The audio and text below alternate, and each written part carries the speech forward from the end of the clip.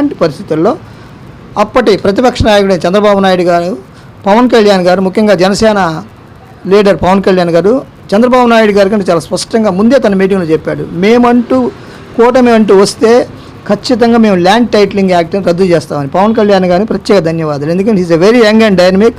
ఆయన is a maturity candidate. గతంలో ఆయన చేసినవన్నీ కొంత ఇమ్మెచ్యూరిటీగా ఉన్నాయి, కానీ ఇప్పుడున్న పరిస్థితుల్లో is a very very clear. ఒక రకంగా కూటమి గెలవడానికి పవన్ కళ్యాణ్ గారి కారణము అని ఒక రకమైన అనాలిసిస్. కాబట్టి ఆ టాపిక్ మంద కాదు. కాబట్టి ల్యాండ్ టైటిలింగ్ యాక్ట్లో ఆ విషయంలో పవన్ కళ్యాణ్ గారు ఈ రాష్ట్రంలో న్యాయవాదులకు మొట్టమొదటిసారిగా నేను ఆయన్ని యూట్యూబ్లోనూ కొన్ని చూడటం జరిగింది. ఫస్ట్ చంద్రబాబు నాయుడు గారి కంటే పవన్ కళ్యాణ్ గారు చాలా స్పష్టంగా చెప్పారు. సో మేమనేది ఏంటంటే ఈరోజు ల్యాండ్ టైటిలింగ్ యాక్ట్ రద్దు చేసామని రెండవ సంతకం ఏవైతే చంద్రబాబు నాయుడు గారు 5 సంతకాల్లో రెండవ సంతకంగా ల్యాండ్ టైటిలింగ్ యాక్ట్ రద్దు చేస్తామని చెప్పి అది చేశారు.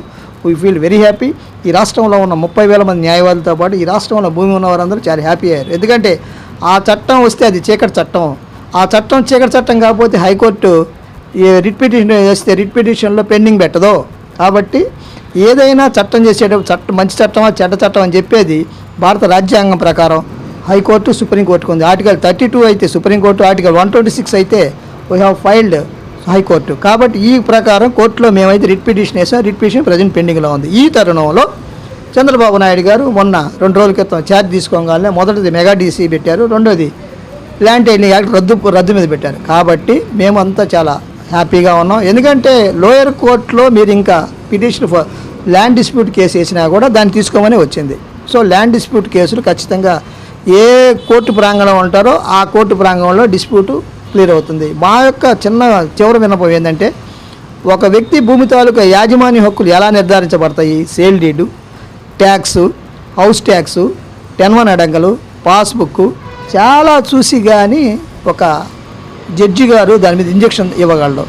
ఏబీ మధ్య గొడవ జరిగితే ఏ కానీ బి కానీ దాని తాలూకా చూపించిన డాక్యుమెంట్స్ అన్నీ కూడా మళ్ళీ 10(1) అడంగల్లో ఉండాలి, మళ్ళీ రెవెన్యూలో ఉండాలి, మళ్ళీ ఆర్డీఓలో ఉండాలి. ఇవన్నీ కూడా ఒకదానికి లింకప్ అయి ఉంటాయి. కానీ మీరు చెప్పే ల్యాండ్ టైటిలింగ్ యాక్ట్ వస్తే వీటన్నిటితో ఏటితో సంబంధం లేకుండా ఎవరైతే రూలర్స్ ఉన్నారో, ఎవరైతే పాలకులు ఉన్నారో వాళ్ళు చెప్తే ఎంఆర్ఓ పలానా వాళ్ళదని చెప్పే పరిస్థితుల్లో ఉంటే అది అలాంటి టైటిలింగ్ యాక్ట్ కానీ అలాంటి చట్టం మంచి చట్టం చీకటి చట్టం అని ప్రజలకైనా మీ అందరికీ వదిలేస్తాం. నాకు తెలిసిన అందరికీ ల్యాండ్ టైటిలింగ్ యాక్ట్ ఈ రాష్ట్రంలో ప్రవేశపెడితే చీకటి రాజ్యాన్ని వెళ్తుంది. ఎవరైతే రూలర్ ఉన్నారో ఇప్పుడు present Telugu Desam party, Janasena, Telugu Desam, BJP కూటమి వచ్చింది కాబట్టి రేపు వాళ్ళైనా చేయొచ్చు. సో ల్యాండ్ టైటిలింగ్ యాక్ట్ అనేది ఈ రాష్ట్రానికే కాదు, ఈ దేశానికే మంచిది కాదు. నీతి ఆయోగ్ చెప్పింది వేరు. ఈ రాష్ట్ర పాలకులు తమకు అనుకూలంగా దీన్ని మరల్చుకొని తమను ఏదో విధంగా లబ్ధి పొందాలని చూసే తరుణంలో ల్యాండ్ టైటిలింగ్ యాక్ట్ రద్దు చేయటం ఉదాహరణ సంతోషదాయకం.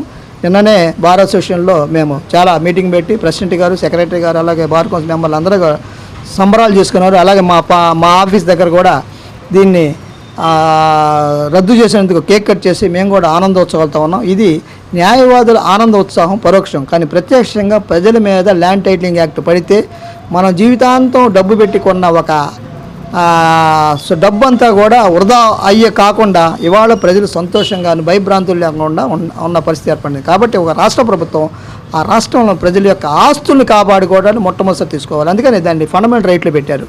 సో ఏదేమైనా ప్రస్తుతం ల్యాండ్ టైటిలింగ్ యాక్ట్ రద్దు చేయటం చాలా సంతోషదాయకం. ఈ రాష్ట్రంలో న్యాయవాదులతో పాటు మిగతా ప్రజలు కూడా చాలా సంతోషంగా ఉన్నారని lawyers forum for social justice జిల్లా అధ్యక్షులుగా నేను ఘంటాపథంగా చెప్పగలను.